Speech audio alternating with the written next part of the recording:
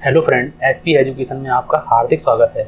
आज की क्लास में हम लोग करेंगे। आज की क्लास जो है हम लोगों की क्लास नंबर 4 है और क्लास में हम लोग करेंगे संगठन जो हम लोग समझ लेते हैं कि प्रबंध के कार्य हम लोग करते हैं प्रबंध के कार्य। और प्रबंध के कार्य अगर पूछा जाता है तो प्रबंध के कार्य जो हैं वो 5 होते हैं।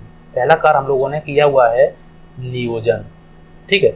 और दूसरा जो कार्य है वो है हम लोगों का संगठन, और तीसरा है हम लोगों का नियुक्तिकरण, ठीक है, नियुक्तिकरण स्टाफिंग बोलते हैं इसे। और चौथा कार्य हम लोगों का निर्देशन, इसे डायरेक्शन बोलते हैं, निर्देशन। और चौथा कार्य है नियंत्रण, इसे हम लोग कंट्रोल बोलते हैं, नियंत्रण, इसे क्या बोलते हैं हम लोग, कंट्रोल। तो ये हम लोग कर रहे हैं प्रबंध के मैनेजमेंट के वर्क कर रहे हैं, मैनेजमेंट के कार्य कर रहे हैं। अब पहला कार्य हम लोगों ने कर लिया था नियोजन, और नियोजन के एमसीक्यू कर लिए थे।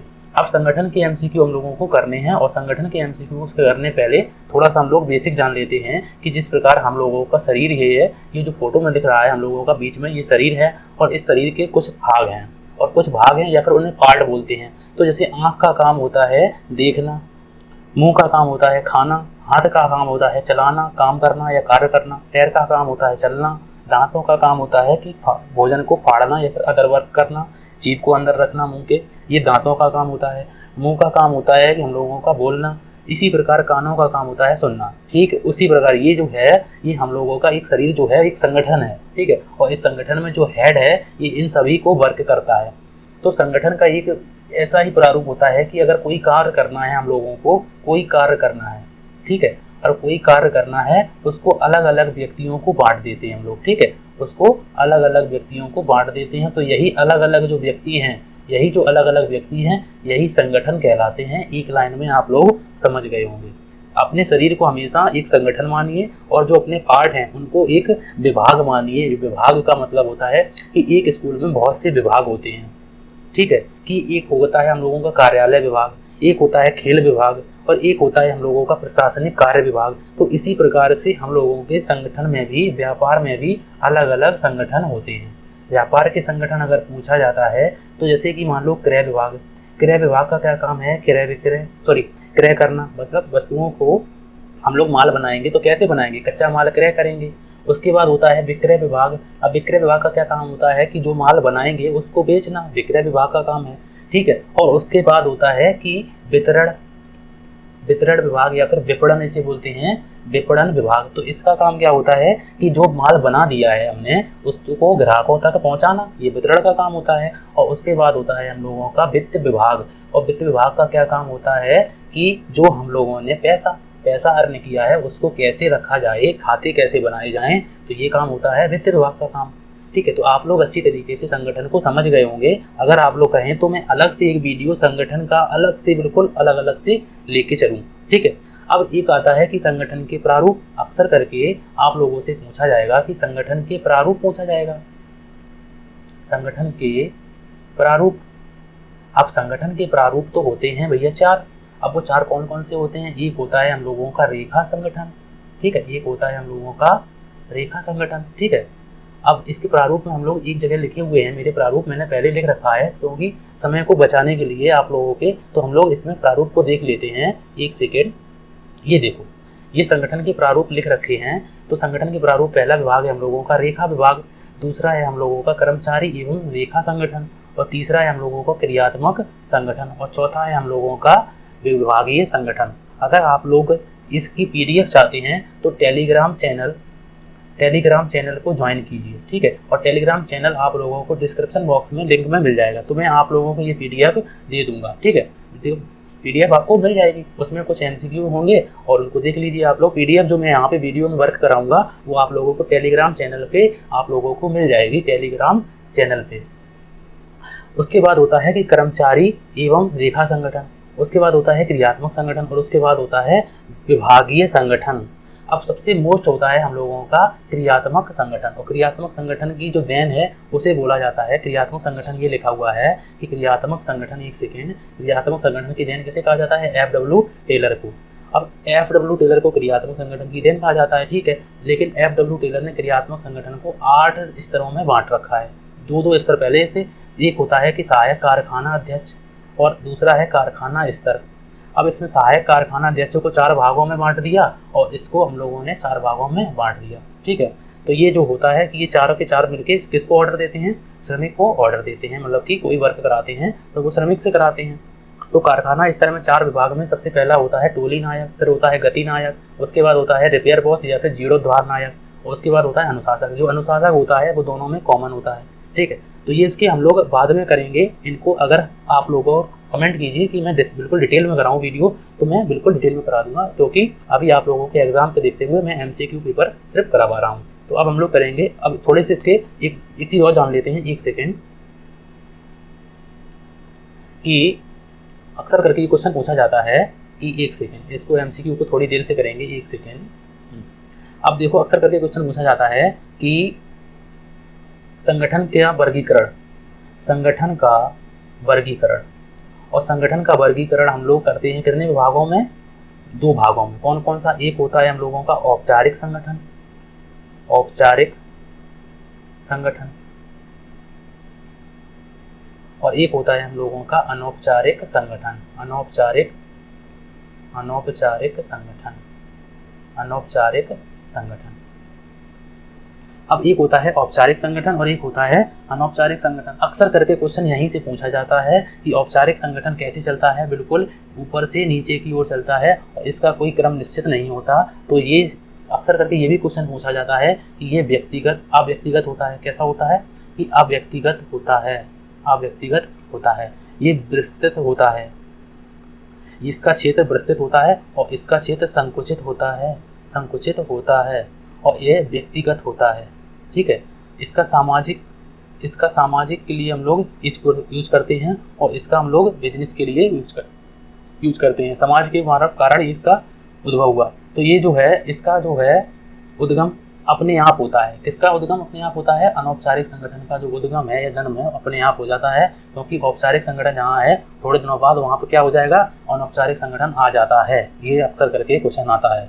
अभी मैं फिलहाल थोड़े जल्दी कर रहा हूँ, इसके लिए मैं माफ़ी चाहता हूँ आप लोगों से, क्योंकि मैं आप लोगों को लगता होगा कि जल्दी सर कराते हैं, क्योंकि मैंने अभी डिटेल में नहीं कराऊंगा। MCQ मुझे कराने हैं तो MCQ को देखेंगे, क्योंकि आप लोग कमेंट कीजिए तब मैं आप लोगों को देखूंगा कि डिमांड कैसी है, ठीक है। अब उसके बाद हम लोग करेंगे इसके MCQ, और MCQ में पहला MCQ है, इसको जूम कर लेते हैं एक सेकेंड। और पहला MCQ में लिखा हुआ है कि संगठन प्रक्रिया के कदम है, संगठन प्रक्रिया के कदम पूछा गया है कि संगठन प्रक्रिया के कदम कितने हैं, 2 हैं, 4 हैं, 6 हैं या फिर 8 हैं। तो अभी मैंने आप लोगों को क्या बताया है कि संगठन प्रक्रिया के कदम कितने बताए हैं, 8। ये कितने बताए हैं, टेलर ने, FW टेलर साहब ने बताए हैं 8 कदम होते हैं संगठन प्रक्रिया में। अब उसके बाद नेक्स्ट क्वेश्चन में लिखा हुआ है कूटज ओ डोनेल के अनुसार संगठन प्रक्रिया के कदम है। तो कूटज डोनेल के अनुसार संगठन प्रक्रिया के जो कदम हैं उन्होंने बताए हैं 7। किसी दिन मैं वीडियो बनाऊंगा, उसमें ये डिटेल में कराएंगे कि इनके साथ भी कौन से होते हैं, ठीक है। अब उसके बाद नेक्स्ट क्वेश्चन, इसमें लिखा हुआ है क्वेश्चन नंबर 3, और क्वेश्चन नंबर 3 में लिखा हुआ है कि उपक्रम के संगठन की स्थापना करता है। तो कौन सा ऐसा संगठन है जो कौन सा ऐसा उपक्रम है जो संगठन की स्थापना करता है। तो मैंने बताया है कि ये जो काम है वो प्रबंध का काम है। किसका काम है, प्रबंध का। अब प्रबंध के स्तर होते हैं, 3 स्तर होते हैं। कौन कौन से स्तर होते हैं, प्रबंध के स्तर होते हैं, एक होता है उच्च स्तरीय, एक होता है मध्य स्तरीय, और एक होता है निम्न स्तरीय। ये मैंने वीडियो में किए हुए हैं। तो ये जो है संगठन का काम है, ये इन्हीं 3 में से किसी के द्वारा किया जाता होगा, उच्च स्तरीय के द्वारा या फिर मध्य स्तरीय के द्वारा या फिर निम्न स्तरीय के द्वारा। तो इसमें जो है इसके ऑप्शन लिखा हुआ है उच्चतम प्रबंध द्वारा, मध्यम प्रबंध द्वारा या फिर निम्न प्रबंध द्वारा या संचालक मंडल द्वारा। तो ये बात तो बिल्कुल गलत हो गई। तो उपक्रम का संगठन कौन करेगा, निम्न प्रबंध तो करेगा नहीं, ना मध्यम प्रबंध करेगा। तो इसका राइट आंसर होगा उच्चतम प्रबंध द्वारा ये काम किया जाएगा। संगठन बनाने का काम कौन करेगा, उच्चतम प्रबंध करेगा काम। उसके बाद एक परिभाषा है, और इस परिभाषा में लिखा हुआ है कॉमा इन्वर्टेड कॉमा के अंदर लिखा हुआ है कि गलत संगठन संरचना, अगर हम लोग किसी भी गलत संगठन बना देते हैं तो व्यवसायिक निष्पादन को रोकती तो है, वो यहाँ तक कि उसको नष्ट भी कर देती है। ये किसने कहा था, तो ये बात कही थी हम लोगों के पीटर एफ ड्रंकर साहब ने, ठीक है। तो पीटर एफ ड्रंकर ने। अब उसके बाद नेक्स्ट क्वेश्चन, और क्वेश्चन नंबर 5 में लिखा हुआ है, क्वेश्चन नंबर 5 में कि संगठन प्रक्रिया में निहित है। संगठन प्रक्रिया में क्या क्या निहित होता है कि ऑर्गेनाइजेशन प्रोसेस इन्वॉल्व, तो उसमें क्या क्या इन्वॉल्व होता है। समान आकार कार्य का समूहीकरण, बिल्कुल सही बात है कि समान आकार के कार्य का समूहीकरण करेंगे, क्योंकि जो कार्य है हम लोगों का शरीर है वो एक समूह में काम करता है। अगर कोई भी समूह में काम नहीं करेगा तो एक ना एक शरीर काम नहीं करेगा, कोई ना कोई उसका पुर्जा काम नहीं करेगा। तो ये समूह में काम करना इसका मेन काम होता है। उसके बाद रहता है कि कार्य का विभाजन करना। तो प्रत्येक शरीर में भी जैसे मान लो कि प्रत्येक अंग का कोई ना कोई काम है, तो उसका हम लोगों ने कार्य का विभाजन कर दिया कि आँख के द्वारा हम लोग देखेंगे, मुंह के द्वारा खाएंगे, प्रत्येक अंग का एक निश्चित काम है, तो इसमें क्या किया, कार्य का विभाजन कर दिया। तो ये भी संगठन प्रक्रिया में निहित होता है। तो ये भी बात बिल्कुल सही है और ऊपर भी बात बिल्कुल सही है। उपयुक्त व्यक्तियों को कार्य सौंपा जाना, तो उपयुक्त व्यक्तियों को कार्य सौंपा जाना ये भी बात सही है कि गलत व्यक्तियों को कार्य सौंप देंगे तो संगठन खतरे में आ जाएगा और हम लोगों का शरीर, अगर मान लो कि कोई भी पुर्जा खराब हो जाता है तो उससे भी हम लोगों का शरीर में दिक्कत आ जाती है। ठीक उसी प्रकार संगठन में भी। तो इसका जो आंसर होगा वो होगा हम लोगों का डी ऑप्शन, इनमें से सभी या फिर ये सभी। उसके बाद नेक्स्ट क्वेश्चन, और नेक्स्ट क्वेश्चन में लिखा हुआ है कि संगठन में अनुशासन नहीं है। कौन से संगठन में अनुशासन नहीं है? विभागीय संगठन में, मतलब कि डिविजनल ऑर्गेनाइजेशन में, क्रियात्मक संगठन में मतलब कि फंक्शनल ऑर्गेनाइजेशन में, औपचारिक संगठन में फॉर्मल ऑर्गेनाइजेशन में, या फिर अनौपचारिक संगठन में इनफॉर्मल ऑर्गेनाइजेशन में। तो मैंने आप लोगों को बताया हुआ है कि औपचारिक संगठन क्रमबद्ध तरीके से चलता है, इस प्रकार से ऊपर से नीचे की ओर चलता है। और इसमें जो होता है औपचारिक के बाद अनौपचारिक होता है, उसका कोई निश्चित नहीं होता कि कहीं मान लो ऐसे चला और फिर कहीं ऐसे हो गया और कहीं फिर ऐसे हो गया। तो कोई निश्चित क्रम नहीं है जिसका कि किस क्रम में चले और कोई अनुशासन नहीं होता है। तो वो होता है हम लोगों का अनौपचारिक संगठन। अनौपचारिक संगठन ये रीति रिवाजों से संबंधित होता है, पुराने रीति रिवाजों से संबंधित होता है। अगर कोई पूछा जाता है कि पुराने रीति रिवाजों या समाज से कौन सा संगठन होता है, तो वो होता है अनौपचारिक संगठन। और औपचारिक संगठन पढ़े लिखे लोगों के द्वारा फॉर्मल तरीके से किया जाता है, उसे बोलते हैं औपचारिक संगठन। उसके बाद नेक्स्ट क्वेश्चन, और नेक्स्ट क्वेश्चन में लिखा हुआ है कि संगठन में पक्षपात नहीं होता। तो कौन से संगठन में पक्षपात नहीं होता है? तो वो है जो हम लोगों का औपचारिक संगठन में पक्षपात नहीं होता। इसको क्वेश्चन को आप लोग मोस्ट कर लीजिए, ये मोस्ट क्वेश्चन है कि इसमें पक्षपात नहीं होता। अब उसके बाद नेक्स्ट क्वेश्चन, और नेक्स्ट क्वेश्चन में लिखा हुआ है कि कर्मचारियों की स्वेच्छा पर निर्भर करता है। कर्मचारियों की स्वेच्छा पर कौन सा संगठन निर्भर करता है? तो क्रियात्मक संगठन निर्भर करता है, या फिर हम लोगों का लिखा हुआ है कि औपचारिक संगठन निर्भर करता है, अनौपचारिक संगठन निर्भर करता है, या फिर विभागीय संगठन निर्भर करता है। तो इसका जो राइट आंसर है वो है हम लोगों का औपचारिक संगठन कर्मचारियों की स्वेच्छा पर निर्भर करता है। ठीक है। और उसके बाद नेक्स्ट क्वेश्चन, और नेक्स्ट क्वेश्चन में लिखा हुआ है कि अनौपचारिक संगठन की दशा में सत्ताएं होती हैं। तो अनौपचारिक संगठन की दशा में संगठन में जो सत्ताएं हैं वो कैसी होती हैं? विकेंद्रीकृत होती हैं, मतलब कि डिसेंट्रलाइज होती हैं, या फिर केंद्रीकृत होती हैं, सेंट्रलाइज होती हैं, या फिर समान रूप से वितरित होती हैं, या फिर इनमें से कोई नहीं होती हैं। तो अनौपचारिक संगठन में किसी भी प्रकार की कोई भी ना केंद्रीकृत होती हैं ना विकेंद्रीकृत होती हैं। तो कुछ भी सत्ताएं किसी भी दिशा नहीं होती, कोई पता नहीं कब कहाँ कैसे कहाँ हो जाए, मतलब कि कोई निश्चितता नहीं होती कि कौन सा किस प्रकार से संगठन होगा। तो इसमें इनमें से कोई नहीं। उसके बाद नेक्स्ट क्वेश्चन, और नेक्स्ट क्वेश्चन में लिखा हुआ है कि संगठन स्वतः निर्मित होता है। कौन सा संगठन स्वतः निर्मित होता है? मैंने आप लोगों को ऊपर बता दिया है फिलहाल जल्दी में कि औपचारिक संगठन स्वतः निश्चित होता है, अनौपचारिक संगठन स्वतः निश्चित होता है कि जहां औपचारिक संगठन विद्यमान रहेगा कुछ सालों तक, थोड़े दिनों बाद यहाँ पे क्या आ जाएगा कि अनौपचारिक संगठन हो जाएगा, क्योंकि आपस में लोग मिलजुल कर वैसे भी बात करने लगेंगे, क्योंकि रीति रिवाज के द्वारा बातें होने लगेंगी। उसके बाद नेक्स्ट क्वेश्चन, और भरारोपण किया जा सकता है। भरारोपण क्या होता है? भरारोपण हम लोग थोड़ा सा इसको समझ लेते हैं। ठीक है, भरारोपण को क्या बोलते हैं? जैसे कि मान लो ये देखो, एक व्यक्ति है ए, ठीक है, ये व्यक्ति है और इसको काम दिए गए कितने? 5 काम दिए गए। अब ए ने क्या किया कि 5 काम वो कर नहीं सकता, तो उसने क्या किया कि अपने काम 2 किसको दे दिए? बी को करने के लिए, और 2 काम किसको दे दिए? सी को करने के लिए। तो उसने क्या किया कि अपने अधिकार का क्या किया? भरारोपण कर दिया, मतलब कि अपने अधिकार को किसी दूसरे को सौंप दिया। तो उसने काम तो दिया ही दिया होगा, प्लस उसको अधिकार भी साथ में दिए होंगे। ठीक है, क्या दिए होंगे? अधिकार भी साथ में दिए होंगे कि चाहे तुम करो चाहे किसी से भी करवाओ, मतलब कि ये 2 काम करवाने हैं आपको। ठीक है, तो ये जो है अधिकार भी साथ में दिए होंगे बी और सी को। तो इसी को बोलते हैं भरारोपण, मतलब कि अपने अधिकार का किसी दूसरे को सौंप देना या फिर दूसरे की तरफ दे देना। तो उसमें बोलते हैं कि भरारोपण किया जा सकता है, तो इसमें लिखा है कि अधिकार का भरारोपण किया जा सकता है, उत्तरदायित्व का भरारोपण किया जा सकता है, जवाबदेही का भरारोपण किया जा सकता है, या फिर इनमें से कोई नहीं। तो इसमें आंसर है, इसका आंसर है कि अधिकार का भरारोपण किया जा सकता है, कि अगर हम बी को काम देते हैं तो वो उसको अधिकार भी देते हैं कि वो किसी दूसरे से भी करा सकता है। ठीक है, अब मान लो बी के पास काम नहीं है तो उसने किसी दूसरे से कह दिया और उसे अधिकार, अब वो कहेगा कैसे, उसको जब तक अधिकार नहीं होगा, तो अधिकार भी देना पड़ेगा। ये बात है भरारोपण के द्वारा। अब उसके बाद नेक्स्ट क्वेश्चन, और नेक्स्ट क्वेश्चन में लिखा हुआ है कि उत्तरदायित्व तो होता है, तो उत्तरदायित्व तो किसका हो सकता है? रिस्पॉन्सिबिलिटी इज ऑफ अधीनस्थ का, अधिकारी का, या फिर ई और बी दोनों का, या फिर इनमें से कोई नहीं।